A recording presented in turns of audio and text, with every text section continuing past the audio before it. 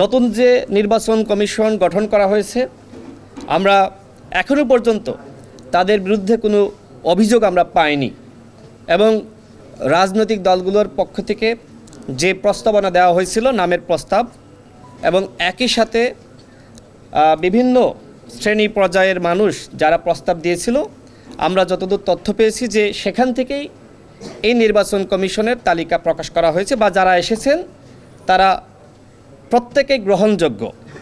যদি তারা বিতর্কিত হতেন তাহলে ইতিমধ্যে সামাজিক যোগাযোগ মাধ্যমে বা সাংবাদিকদের মাধ্যমে আমরা জানতে পারতাম। যেহেতু আমাদের হাতে এখনো পর্যন্ত তাদের বিরুদ্ধে কোনো ধরনের নেতিবাচক তথ্য নাই, সুতরাং সেক্ষেত্রে এই নির্বাচন কমিশনকে আমরা স্বাগত জানাচ্ছি। আমরা দৃঢ় বিশ্বাস করি এইবার যে নির্বাচন কমিশন গঠন করা হয়েছে, এই নির্বাচন কমিশন একটি আন্তর্জাতিক মানের নির্বাচন বাংলাদেশের মানুষকে উপহার দিবে।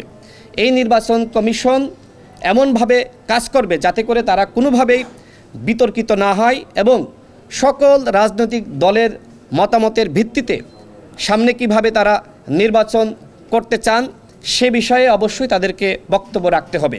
বিশেষ করে একটি প্রশ্ন এই মুহূর্তে আমরা দেখছি সামাজিক যোগাযোগ মাধ্যমে এবং গণমাধ্যমে ঘুরপাক খাচ্ছে, সেটি হলো নির্বাচনী রোডম্যাপ।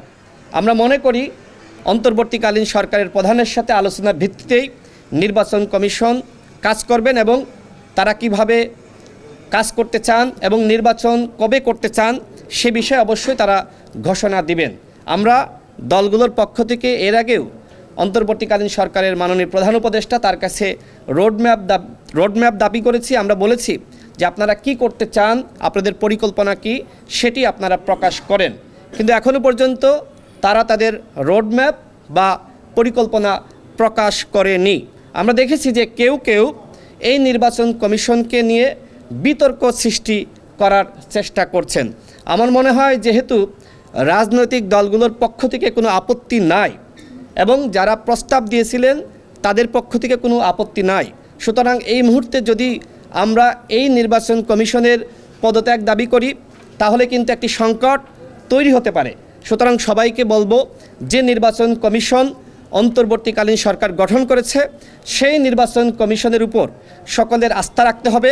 গণ অধিকার পরিষদের পক্ষ থেকে আমরা এই নির্বাচন কমিশনকে স্বাগত জানাচ্ছি এবং একই সাথে আমরা তাদের উদ্দেশ্যে বলতে চাই, আপনাদের উপরে যে দায়িত্ব দেওয়া হয়েছে সেই দায়িত্ব আপনারা যথাযথভাবে পালন করুন।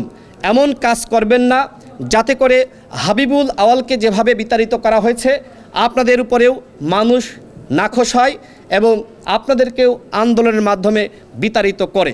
সুতরাং যে দায়িত্ব পেয়েছেন সেই দায়িত্ব স্বচ্ছতা এবং জবাবদিহিতার সহিত আপনারা পালন করবেন সেই প্রত্যাশা রাখছি। আওয়ামী লীগের আমলে যে কমিটি গঠন করা হয়েছিল সেই সার্চ কমিটির উপরে আমরা এই কমিশন যেহেতু অন্তর্বর্তীকালীন সরকার গঠন করেছেন, এই কমিশন তো আর রাজনৈতিক দলগুলো গঠন করে নাই, রাজনৈতিক দলগুলো প্রস্তাবনা দিয়েছিল এবং সেই প্রস্তাবনার আলোকে অন্তর্বর্তীকালীন সরকারের মাননীয় প্রধান উপদেষ্টা ডক্টর ইউনূস স্যার এই কমিশন গঠন করেছেন।